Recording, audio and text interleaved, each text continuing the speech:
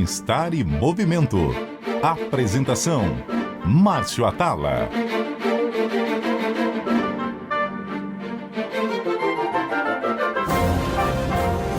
Olá, ouvintes da CBN. O Bem-Estar e Movimento de hoje vai trazer um assunto que interessa sobretudo as mulheres. Aliás, essa é uma boa pergunta para começar o programa. Será que as mulheres são realmente as maiores vítimas de problemas vasculares, como as varizes, por exemplo? E por quê? Para responder essas e muitas outras dúvidas sobre esse assunto, eu recebo a doutora Alana Tobita, especialista no assunto de saúde vascular. Bem-vinda, doutora Alana. Obrigada, muito obrigada pelo convite, uma honra estar aqui. Imagina, o prazer é todo nosso. Você que está nos ouvindo, se ficar com alguma dúvida, mande para bemestar@cbn.com.br. E eu quero começar com essa pergunta mesmo. As mulheres são maiores vítimas de problemas vasculares, a varize, por exemplo? Completamente. A gente até brinca que no nosso meio médico que nasceu mulher, pelo fato de ser mulher, ela já tem um grande indício de predisposição à doença venosa, né? E de outras doenças vasculares também, pela questão hormonal. É pela questão hormonal. Então a gente fala que o estrogênio, estradiol, progesterona são hormônios vasoprotetores, isso em relação à parede arterial, né? Que é o que nutre os nossos tecidos. Porém, em termos de veia, ele causa uma vasodilatação venosa. E aí é que começa essa fragilidade da parede da veia, com predisposição à tortuosidade, deformidade da parede, por isso começa o aparecimento de varizes. Tem alguma coisa que pode ser feito para evitar o surgimento das varizes? Olha, até é engraçado, quando eu começo a falar com as pacientes sobre, né, por que surgem as varizes, e aí eu sempre começo a falar sobre um assunto que você sabe muito, que é a nossa segunda bomba cardíaca, que é a nossa panturrilha. Então, quando eu começo a explicar sobre isso, acho que fica mais fácil até de entender de uma forma preventiva e de uma forma de não progressão da doença. Por quê?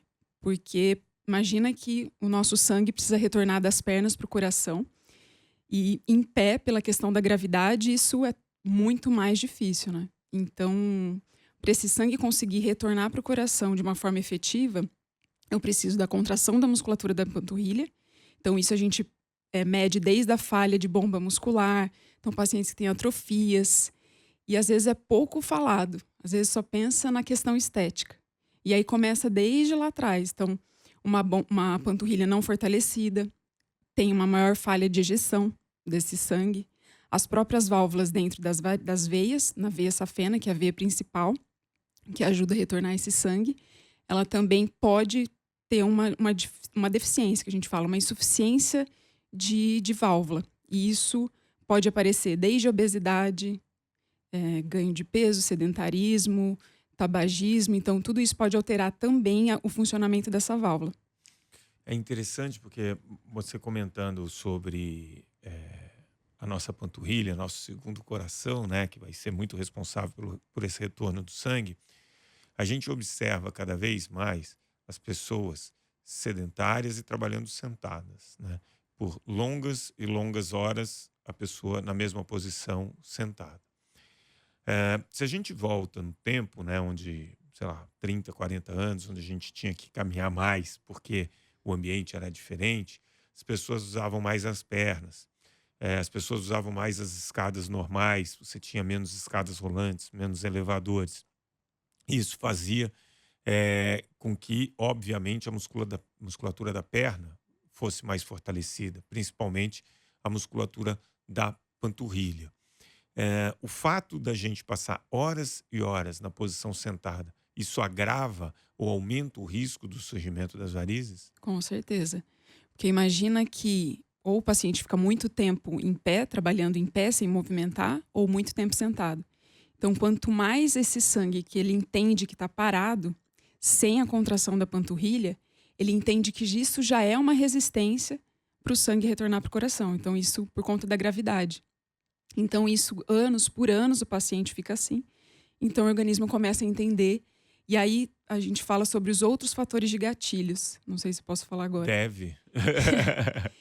Que aí às vezes a paciente não é nem predisposta, né? A gente sabe que 80% do aparecimento de varizes é genético. 80% é genético e tem uma questão hormonal importante. Isso. Então, se o pai ou a mãe ou os avós têm varizes, ele tem 50% de chance de ter varizes. Então, os outros 50% é o estilo de vida saudável dele. Uhum. E mais os fatores de gatilhos, que é a questão hormonal. Então, o paciente faz uso de anticoncepcional de forma indiscriminada, reposição hormonal, tabagismo, obesidade. O tabagismo é um fator de risco. Não é um fator de risco, mas é um gatilho. fator de piora. Tá. É aquele paciente que pode desenvolver, mas o cigarro ele vai acelerar o processo, ele vai piorar as varizes. E a obesidade? A obesidade, sim, entra como fator indireto.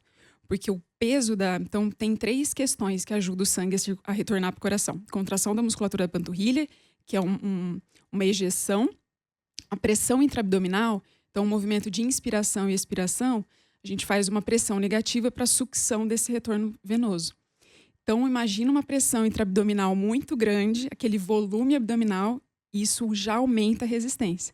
Então, mesmo que ele faça todos os movimentos ali, também o organismo entende que a circulação está parada. E aí você falou de alguns gatilhos que a gente tem, falou da questão genética. E aí eu recebo muitas e muitas perguntas que agora eu vou fazer aqui e você vai me dizendo. Primeira delas, musculação é contraindicado para quem tem varize? De jeito nenhum, pelo contrário. Então, qualquer exercício é bem-vindo. Uhum. Então, musculação, você está movimentando, você está ativando a sua musculatura. Então, pelo contrário, ele ajuda na circulação das pernas. Uso de salto, ele ajuda, atrapalha? Quem tem variz deve evitar salto alto? Salto alto não é fator de risco para varizes. Tá. Mas, claro, por exemplo, a pessoa trabalha o dia inteiro em pé, parada, e usa um salto fino e já tem varizes. Isso, com certeza, vai piorar. Né? Mas não é um fator de risco de usar salto. Né? Claro, a gente observa muito isso no esporte e também observa na vida cotidiana a questão de meias que exercem uma certa compressão ali na região da panturrilha. As meias, elas evitam ou elas só ajudam no tratamento? Muito boa essa pergunta. A gente acaba falando que evita, né, de uma forma para o paciente aderir, né? Porque acho que o maior desafio hoje é o paciente aderir ao uso da meia elástica. Mas são tantos benefícios que acaba que indiretamente previne. Por quê? Então, ela melhora o inchaço. Inchaço é um fator indireto para as varizes, porque o inchaço aumenta a resistência, tudo em relação ao começo que eu falei. Tudo que aumenta a resistência do fluxo retornar do pé para o coração, indiretamente piora. Então, o inchaço aumenta a pressão, aumenta a resistência.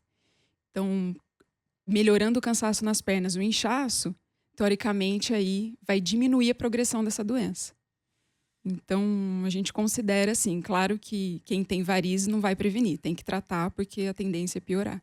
Agora, essas meias, ela tem uma indicação médica, porque elas são vendidas livremente e você vê níveis diferentes de compressão. Elas podem ser usadas ao bel prazer. Qual a dica para níveis de compressão? Então, quando você fala que ela é vendida, na verdade são as não medicinais, e as meias que são vendidas em farmácia sem receita são meias de leve compressão. São leve compressão. Tá. Porque média e alta tem algumas contraindicações, que pode piorar, por exemplo, o paciente que já tem uma estenose arterial crônica, se ele usar uma meia de média compressão, ele pode piorar o quadro de estenose arterial, evoluir com uma cianose da perna. Então, por isso que as meias de média para cima tem que ter receita médica. Agora, as de leve compressão, elas são vendidas. No meio do esporte, a gente ouve algumas coisas que, por exemplo, se eu usar a meia de compressão com a perna elevada, com pelo menos 15 graus de elevação em relação à altura do coração, eu tenho mais benefício para a recuperação muscular. O que é verdade, o que é mito no uso das meias? Olha, a posição Eu acredito muito em paciente que já tem uma doença venosa, com inchaço crônico, e aí realmente favorece. Mas paciente fica home office o dia inteiro com a perna para baixo, mas usa uma compressão, Ajuda? já ajuda bastante. O que vai depender a compressão é o grau de doença venosa que ele está, o estágio de doença venosa que ele se encontra. Por exemplo, uma paciente que só tem vasinhos, não tem insuficiência de safena, está num grau inicial, me fica muito tempo sentada, às vezes uma leve compressão já vai ajudar. E a média é quando já tem uma doença venosa instalada. Agora, pessoas, que nem se falou, as mulheres têm uma propensão maior a desenvolver varizes e ter esses problemas venosos. Quando a gente fala do idoso, isso aumenta? Isso também é um fator de risco? Ou o idoso só é um fator de risco porque ele diminui massa muscular? De diminuir a massa muscular fica mais aparente. Mas, na verdade, como a doença venosa é progressiva, então é como se ele tivesse acumulado ali no seu maior tempo de doença venosa, né? Então, na verdade, o idoso ele tem mais fragilidade capilar, então mais suscetível a hematoma, aparecimento de vasinhos, placa de gorduras nas artérias, mas em relação às varizes ela é acumulativa. Então, quanto mais tempo você deixar, claro que se torna avançado, né? E você sabe que eu tenho 2 casos de amigos que eu queria trazer aqui. Pessoas fisicamente ativas, homens, estavam na faixa entre 40 e 50 anos e fizeram longos voos. Um deles foi para o Japão, participou como técnico de uma competição e 3, 4 dias depois retornou. Teve uma trombose, ficou num estado deplorável. Eu tenho um outro amigo que também mexe com esporte, técnico, mesma situação. África, voltou, voos longos. Por que que esses voos longos, eles acabam sendo gatilho? É só pela posição sentada e imobilidade? Ou a questão da pressão, alguma coisa assim, exerce uma outra influência? Então, principalmente é pela posição sentada, a ergonomia da poltrona é péssima, né? De econômica você não consegue nem virar de lado, né? É uma coisa absurda. Então, pelo fato da posição mesmo, não deambular, e a despressurização e altas altitudes favorece a embolia. Tá. Então, provavelmente esses pacientes evoluem com trombose venosa na perna, que é o principal fator de risco, sem que 80% das tromboses, das embolias, são oriundas de trombose venosa da perna. Então, pela questão da despressurização, altitude, é mais fácil esse coágulo se desprender e ir para... E aí a dica é sempre tentar circular, mexer, usar meia de compressão para evitar esse tipo de quadro. Exatamente. Eu falo até, assim, a questão do vestuário, né? Tem gente que vai de sapato, roupa apertada, com costura. Então, assim, você tem que ir o mais confortável possível, moletom, porque não vai te garrotear, não vai apertar. Às vezes uma costura da calça jeans já faz a marca O no tornozelo. sapato, né? Você Exatamente. vê que às vezes você tira o sapato no avião e quando você vai chegando, que você vai pôr o sapato, ele meio que difícil de entrar, né? Porque o pé realmente ele dá uma inchada, né? A maior área de hipertensão venosa é no tornozelo e pé. Por isso que às vezes a gente nem recomenda aquela meia que tem uma polaina. Você já viu que os atleta usa? Porque quem tem doença venosa não vai ser efetivo. Tem que comprimir desde o tornozelo e pé. E aí é uma pergunta interessante. A gente vê, eu não sei os nomes técnicos, tá? Eu sei que você tem a meia de compressão, mas às vezes você tem uma meia que não pega o pé. Ele é do tornozelo até o joelho, um pouco A gente acima. chama de polaina. É o mesmo efeito? Depende. Se é uma meia preventiva, o paciente não tem doença venosa, ajuda. Ajuda bastante.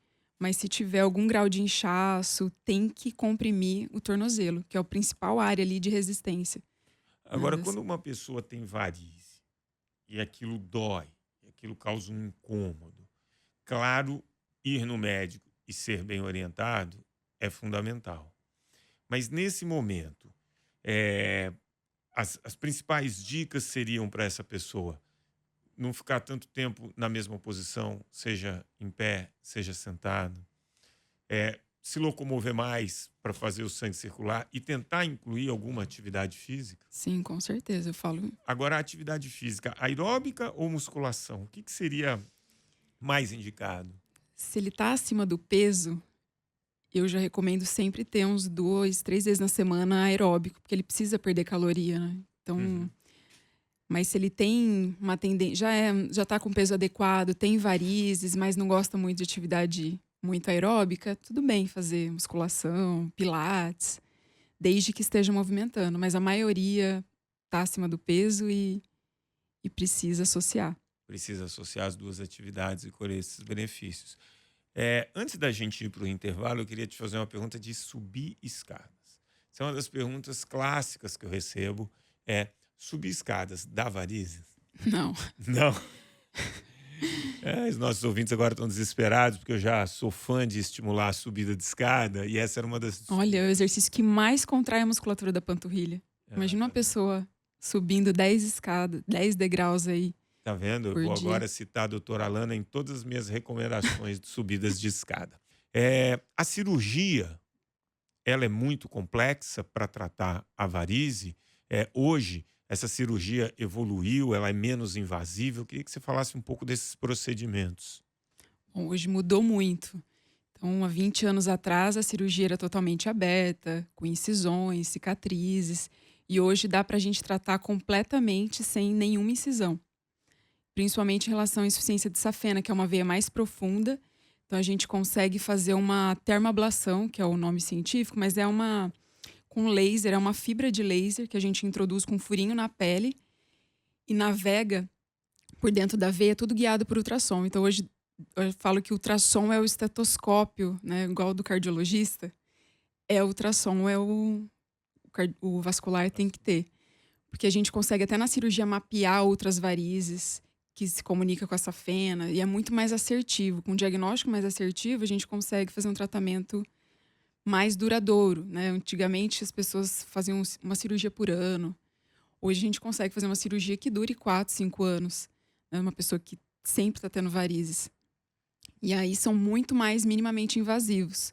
Então, com retorno precoce ao trabalho. Antigamente a pessoa ficava 30 dias em casa. Caramba. Se fizer isso hoje, vai todo mundo mandado embora. Agora, quanto tempo é um pós-cirúrgico de uma cirurgia média? Claro, você tem graduações de casos, mas normalmente a pessoa opera num dia, no outro dia ela consegue sair e voltar para casa? Sim, vai embora no mesmo dia. Mesmo, olha, eu tenho um exemplo. Eu operei uma paciente, 3 safenas, muitas varizes. Ela falou: eu não posso ficar mais de 7 dias, senão vou ser mandada embora, eu tenho que trabalhar. E eu falei: vamos lá. E ela ficou 5 dias e voltou, assim, como se nada tivesse acontecido. Então, o fato de não ter uma incisão, um corte na perna, assim, aumenta aí a recuperação 3 vezes mais, né? E aí, quando uma pessoa faz uma atividade, uma cirurgia, claro, voltando a lembrar que isso é muito individualizado, na média, em quanto tempo essa pessoa volta a caminhar? Em quanto tempo ela pode voltar a fazer uma atividade física leve? Então, normalmente 15 dias. No 5º dia eu já libero para dirigir, caminhar leve, de forma bem leve em casa ou no jardim. Mas 15 dias mesmo já pode ir na academia, até fazer musculação. Tudo depende também do grau, porque tem pacientes, por exemplo, pacientes que têm lipedema, elas são mais dolorosas, assim, mais hematoma. Elas têm um processo inflamatório na perna, então uma fragilidade capilar muito grande. Um hematoma que demora um pouco mais para regredir. Então, essas pacientes, 21 dias até 30 dias, às vezes. E aí ela já pode ir retomando a vida normal. Isso. Esse é um assunto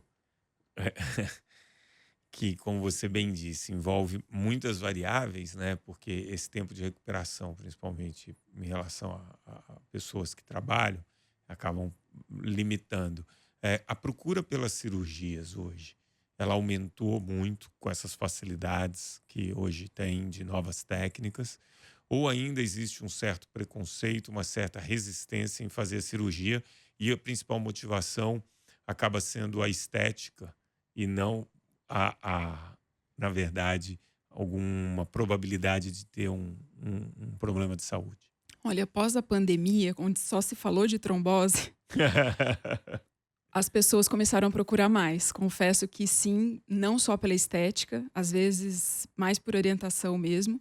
Mas ainda em relação à cirurgia, como hoje a gente consegue até fazer um tratamento de safena no consultório, em regime ambulatorial, então, principalmente após pandemia, os hospitais lotados, então a maioria optou por fazer o tratamento no consultório.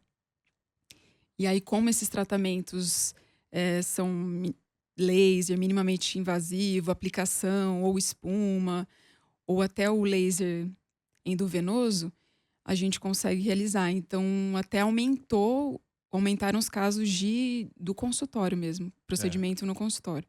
Ainda há uma resistência, sim. ainda há Quando uma fala a resistência. palavra cirurgia, hospital, Já cria. Eu é, arrepio. É.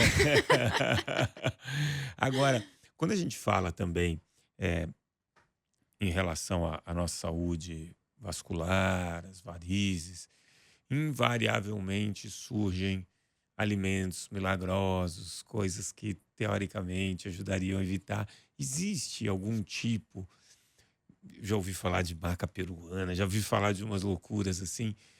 Existe algum tipo de alimento ou algum tipo, claro, medicamento deve ter, mas algum tipo de alimento que associado à nossa dieta normal pode ajudar nesse quadro de varize? olha, ajudar a melhorar as varizes, não, Pode não mas atrapalhar. é. Mas claro, eu falo que tudo indiretamente. Então, se você tem uma alimentação com alto teor de sódio, você tende a ter mais inchaço, então você tende a Uhum, piorar suas varizes de uma forma mais precoce. tá. Então, claro, alimentação saudável é imprescindível. Mas não tem um alimento que, isso vai melhorar a parede da veia. Não tem. Não tem, né? E é engraçado porque hoje, com o Google, né, com a busca da internet, a tendência sempre das pessoas é procurar alguma coisa caseira que você consiga. E essas soluções caseiras, muitas vezes elas podem até eh, fazer com que a pessoa demore a buscar um tratamento correto. Com certeza, né? O jeitinho brasileiro aí. A minha amiga tá tomando esse remédio, às vezes o paciente já vem tomando medicamento para varizes, porque a vizinha tá tomando, e ela nem sabe para que que serve, mas disseram que é bom, né? E E normalmente esses medicamentos para varizes, eles são paliativos, eles são alguma coisa paliativos. paliativos, né? Porque o que vai resolver de fato seria uma cirurgia para resolver o problema de uma maneira mais. Exatamente. Ele mais alivia os sintomas, sintomas de cansaço, inchaço, peso nas pernas, ele dá um bom alívio. Da dor, varize da dor. Dá, mas é raro, sabia? Não, Todo mundo, às é, vezes o paciente, ele até é uma questão em relação a isso, porque ele fala: por que que eu tenho que fazer uma cirurgia se eu não se eu não sinto sinto dor. dor?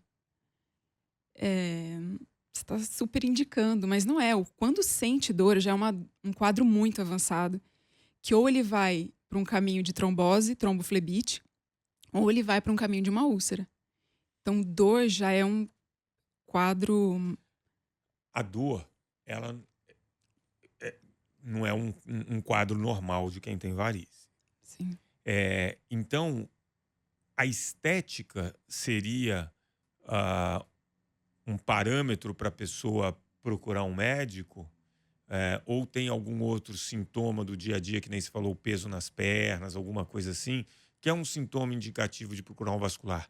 Ou, vou além, buscar um vascular é uma atitude preventiva que deveria ser incluída de tempos em tempos, principalmente na saúde da mulher, que é, enfim, é quem sofre mais com as varizes. perfeito. Com certeza. Eu acho que toda mulher, então, além de ir na ginecologista, tem que passar por uma avaliação para avaliar a saúde vascular. Principalmente nas fases. Então, às vezes eu recebo adolescente para fazer uma avaliação, porque teve indicação de uso de anticoncepcional. Eu acho importantíssimo, porque a gente mapeia, né, o screening genealógico dela, genético. Se ela já tem sintomas, porque às vezes ela tem e nem percebeu que tem, né, e a gente vai orientar o que, que pode acontecer. Então, quando ela já está consciente que ela vai fazer uso de hormônio, que ela tem predisposição, que ela está acima do peso, a gente consegue prevenir tudo que vai acontecer com ela no futuro. Ótimo. Então, desde qualquer idade, né? Pré-menopausa, então, nem se fala. E o uso do anticoncepcional, né? Ele tem uma relação com o surgimento das varizes? Totalmente. E aí, como que faz? Você tem que ter um controle mais fino em relação a isso e um acompanhamento em paralelo do vascular? Então, se a paciente tem predisposição genética, mas não tem varizes e vasinhos, ela vai fazer uso, mas todo ano é bom ela passar em consulta para ver se às vezes aparece mesmo. Hoje eu tenho pacientes, às vezes filhas de pacientes, que primeira variz com 13, 15 anos. E aí já tem que ter um acompanhamento, porque com 20 anos ela procurar um tratamento, é óbvio que a chance de uma cirurgia é muito maior. Já é maior. E é engraçado a gente falando muito aqui das mulheres e volto a falar, né? A saúde vascular ela é extremamente importante. Eu tive 2 amigos, homens, fisicamente ativos e que acabaram tendo problema, tendo trombose. Quer dizer, esse é um problema que pode acometer qualquer um. Então, estar atento é muito importante. Quais dicas você daria para quem está em casa para observar esse quadro e saber se está na hora de procurar um vascular ou não? Bom, primeiro saber se tem uma tendência genética, acho que é o primeiro, porque às vezes sabe, mas não tem a consciência. Então aí já é o primeiro passo, porque sabe que 50% de chance de ter. Então, passar em avaliação, principalmente se vai ser submetida a hormônio, se vai ser submetida a cirurgia, para ter uma orientação frente a isso. Por exemplo, às vezes tem paciente que tem a família toda com história familiar de trombose, que são as trombofilias genéticas. Uhum. E ela tem que ser mapeada também, porque a gente tem que saber para preparar ela para um quadro de cirurgia, por exemplo, ela tem risco de trombose pós uma cirurgia ortopédica, abdominal. Então, ela já está ciente de todos esses riscos. Ótimo. E atividade física, perda de peso, estilo de vida saudável, caminhar a cada 2 horas aí no trabalho. Essas são dicas importantes para evitar. Exatamente. Ou para não agravar. Isso, mas para procurar, em princípio, acho que, sim, não precisa ter sintoma. Porque quando tiver sintoma, já está num estágio avançado. Então, a gente tem que ter consciência. Do mesmo jeito que a gente vai no preventivo com a ginecologista, a gente tem que fazer uma consulta preventiva E com o não vascular. é só uma questão de estética. Acho que isso é muito importante a gente falar, né?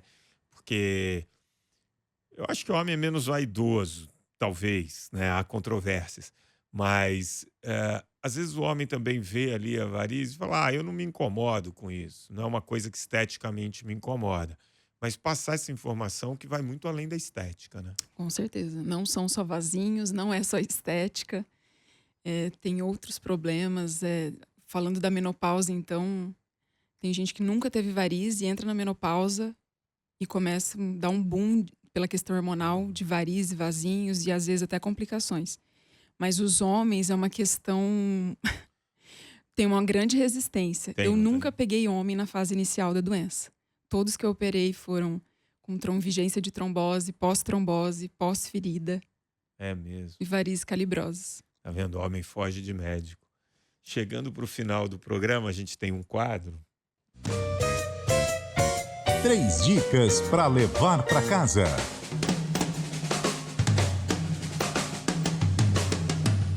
Queria que você desse 3 dicas para quem ouviu o programa e quer ou prevenir ou tratar uma varize ou a saúde vascular. 3 coisas que essa pessoa poderia fazer ali ou no seu dia a dia ou alguma ação que ela pudesse fazer que ia minimizar o risco de ter problema com as varizes. Estilo de vida saudável, que já compreende atividade física, perda de peso, evitar cigarro, hidratação, que às vezes a gente esquece, que isso aumenta aí a resistência e chance de inchaço. Usar meia elástica, se alguém fica muito tempo, que é o grande fator de risco, é isso. Pessoas que trabalham muito tempo em pé ou muito tempo sentado. Então, procurar o vascular para ver a necessidade da meia elástica ou caminhar a cada 2 horas, tomar um café, caminhar por 5 a 10 minutos. Se não puder fazer isso, eu tenho que ficar 6 horas sentado. Então, tenta fazer um movimento de contração da panturrilha O movimento da dorsiflexão, 20 vezes que você já está ativando essa circulação. E a terceira, procurar fazer uma consulta vascular anual, que aí com certeza você está prevenindo aí de outras doenças. Excelente. Você sabe que uma dessas dicas que você deu que é quebrar o tempo sentado, né? Quebrar o tempo sedentário. Então, se puder ali a cada 2 horas, levanta, vai tomar uma água, vai no banheiro. O simples fato de você se movimentar, além da saúde vascular, vai trazer enormes benefícios para a sua saúde. Doutora Alana, queria agradecer demais sua participação, suas informações. Tenho certeza que foram de grande valia para os nossos ouvintes. Super obrigado e até a próxima. Eu que agradeço. Muito obrigada. O Bem-Estar em Movimento de hoje fica por aqui. Se você gostou do nosso bate-papo, compartilhe com seus amigos, baixe agora mesmo e ouça o podcast que está disponível em todas as plataformas de áudio e no aplicativo da CBN. O programa de hoje teve a produção da Joana Cafuri e do Bruno Teixeira, a edição do Rafael Furugem e os trabalhos técnicos do Daniel Mesquita. Bom fim de semana a todos e grande abraço.